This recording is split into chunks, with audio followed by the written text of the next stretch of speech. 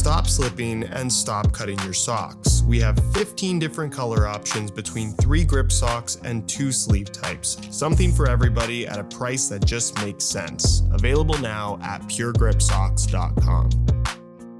Do you go with the usual suspect in the tried and tested Mercurial Vapor 16 Elite? Or try something new in the less expensive Puma Ultra 5 Ultimate? Let's discuss, because it's not a no-brainer decision anymore. Starting with the price, where of course Nike is not necessarily known for their value for money pricing structure, especially when it comes to their top-end models, and the Vapor 16 Elite is no different, bearing a retail price of $260 in a normal colorway and $270 for some of the special edition ones. Not to mention that you also have the option of going the mid-cut route with the Mercurials in the Superfly 10 Elite, which is the exact same boot with an extended mid-cut collar, bearing a retail price of $285 in a normal colorway. Whereas the Ultra 5 Ultimate is a less expensive football boot. We've kind of come to expect this from the Puma brand. These bear a retail price of $230, which is $30 less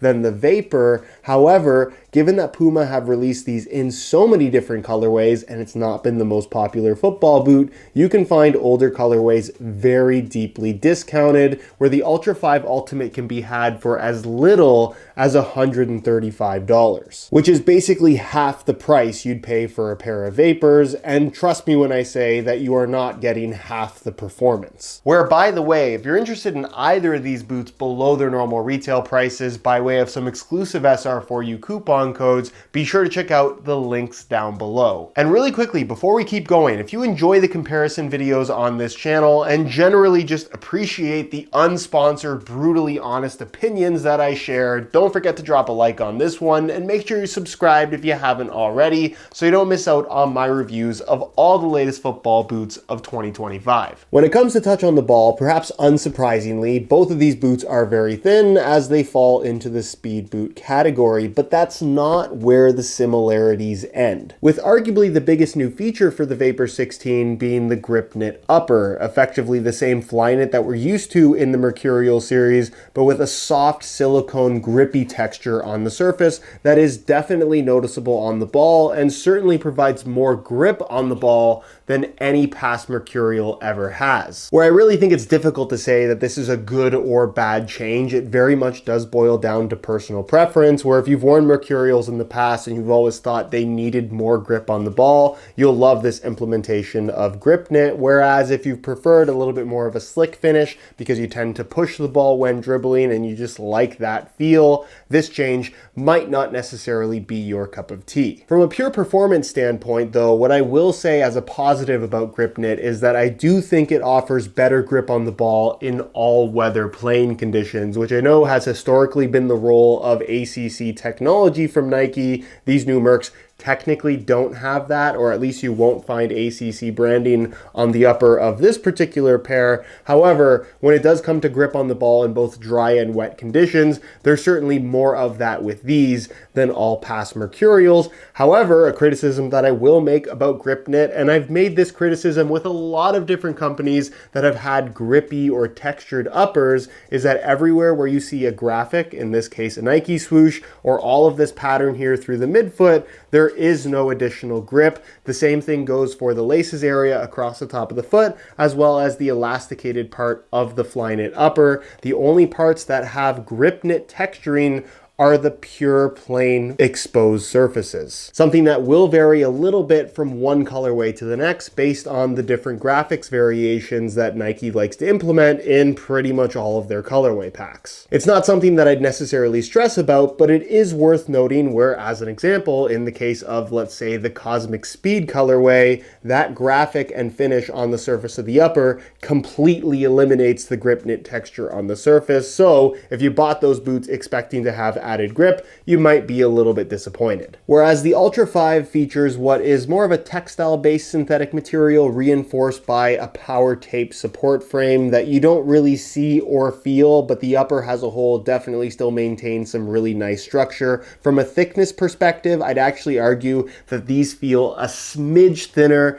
than the Mercurials, but the difference is minimal to say the least. You have a little bit of a texture on the surface of the upper, again, slightly more so than the Mercs because of that textile base that this boot has. But I think the one element that a lot of people don't necessarily expect from this boot is the added grip on the ball, which I would more or less put on the same level as Nike's grip knit material. And that of course comes in the form of what they call Grip Control Pro, which is kind of funny because we've seen this technology on past boots from Puma. However, similar to ACC, it hasn't really made for any noticeable difference, and it does vary a lot from model to model in that the current Puma Future 8 Ultimate also features Grip Control Pro, however, is nowhere near as grippy on the ball as these are. And just like Nike, depending on the colorway that you go for in the Ultra 5, you're gonna end up with more or less grip on the ball. Where if we look at this colorway in particular, everything that is solid white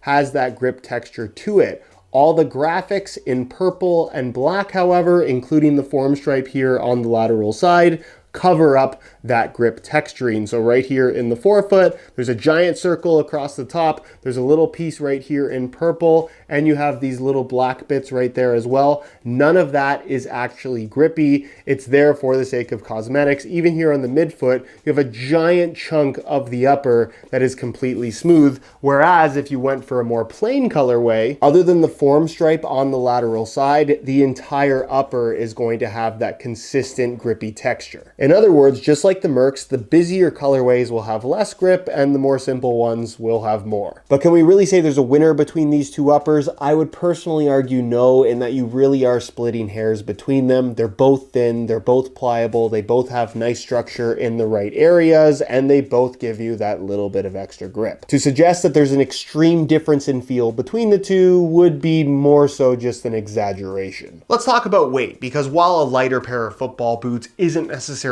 going to make you faster, it's a pretty big aspect of what makes a speed boot feel like a pair of speed boots. So when it comes to comparing the two, obviously we want to know which one is lighter and which one is heavier, if at all. Both in the same size 9.5 US. Using a scale, you can see that the Ultra 5 Ultimate weighs in at 7.45 ounces, the equivalent of 211 grams. We'll change the scale back to ounces and we'll throw on the Mercs, and you can see that they weigh in at 6.7 ounces, the equivalent of 190 grams, which is a weight difference of 9 plus 10, 21 grams. Where in all honesty, yes, the Mercs do feel lighter both in hand as well as on feet compared to the Ultras, and I do think Puma have missed the mark a little bit with these boots in the sense that past Puma Ultra models have been a lot lighter. And before you ask, what about the Ultra 5 Carbon with the carbon fiber sole plate? Those actually weigh even a little bit more than the standard plastic plated Ultimate model, which again is a pretty big miss in my opinion. Having said that, if you're still looking for that lightweight feel, these are gonna be on par with most top end football boots, even some in the speed category. So while the Vapors are the lighter overall product, I don't necessarily think that the extra 21 grams is going to slow you down, unless of course you believe it will. Another super important element of a pair of speed boots is the feel of the sole plate, where I think the expectation at this point is that it's going to have that kind of spring back responsive feel underfoot every time that it bends. And I think between these two, certainly the Ultras have a little bit of a stiffer, more springy feel to the forefoot. However, that is not to say that the Mercs aren't also responsive, and they do have the added benefit, if it's your thing, of the 3/4 length zoom unit that of course sits on the top side of the sole plate, not necessarily providing more responsiveness, but certainly giving you some very low profile underfoot cushioning that no other football boot has on offer. Where in terms of pure tech, I definitely think the Mercs are that little bit more impressive, but if you don't care too much for the zoom unit underfoot, I don't really think there's a lot to separate these two in terms of giving you that premium speed boot responsive feel. When it comes to FG stud patterns, however, there is a difference, even though I do think they ultimately do end up performing very similarly to each other, where of course the Mercurial kind of follows the original recipe for the Mercurial stud pattern. Blades under the heel, 4 to be specific. They've gone back to chevron studs along the edges of the forefoot. You have your larger bladed toe pick studs basically right at the end of the toe, and then they've implemented kind of this wavy pattern where one of the waves is a little bit longer as your central support stud to create a little bit more ground contact to make that Zoom unit, according to Nike, feel more significant.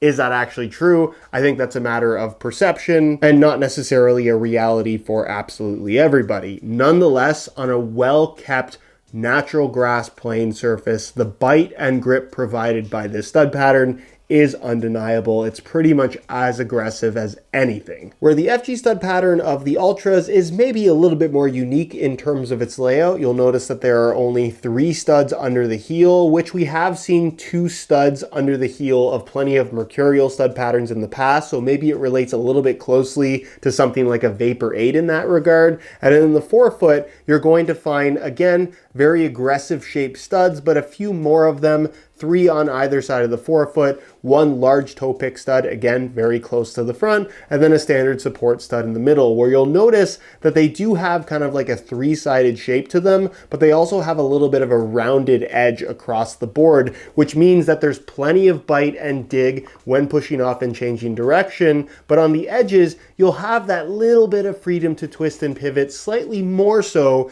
than the chevron blades on the Mercurials. At the end of the day, I think it is a little bit a case of splitting hairs as well as personal preference in terms of which of these two you are ultimately going to like better. But personally, especially on firm natural grass where there can be more variation in terms of the hardness and softness of it, if the ground is on the firmer side, I just like the idea of having more studs under my feet rather than less. When it comes to fit and feel on feet, these two are similar to each other in the sense that they're both speed boots that have that tight, kind of more structured, responsive feel on feet. Very connected with the laces tied tight. But then they're different from each other in that I would definitely argue that the upper of the Mercs have a little bit more pliability and generally just a slightly softer feel against your foot versus the more raw, thin, I would say more structured sensation of the Ultra. But again, the difference there is pretty minimal. The underfoot feel is also going to be different between the two, given that the Mercs do have that Zoom Air cushion basically under the forefoot, which is very noticeable in compared to the Ultras, which just feel more like normal speed boots in the sense that you do feel like you're sitting a little bit closer to the ground and obviously just have a less underfoot cushion. Having said that, to suggest that one fits better or one feels more comfortable overall is really a matter of splitting hairs. And even from a personal preference perspective, I can't see very many people who like the feel of the Mercurials dislike the fit and feel of the Ultras and vice versa. They are, at the end of the day, pretty similar to each other in more ways than one. From a shaping perspective though, there is a little bit of a difference where I'd make the argument that the Ultras have a little bit of extra width to them as a base shape, but are also really low in volume, where in terms of that speed boot profile, I would actually say that I prefer the shaping of the Pumas over the Nike alternative. But of course, the Mercs are kind of the gold standard in terms of what people expect speed boots to feel like. So if you've worn Mercs in the past and just love the way that they fit, I don't see you being disappointed with the current Vapor 16. Just realize that other brands like Puma have definitely caught up in terms of giving you that kind of speedy feel on your feet. And certainly if you needed a little bit of extra width, I do think that the Ultras are a smidge wider than the Mercurials. And then as far as sizing is concerned, I'm wearing both of these boots in my usual size 9.5 US, where there is a difference between these two in that I think the Mercs run true to size, where the Ultras are about a quarter size long. Not long enough for me personally to feel the need to go down in size just because I wear my boots so snug to begin with. And if that's the case with you, I think going true to size is going to work just fine. But if you're wearing your boots right now and they already have a little bit of extra space, going down half a size in the Ultras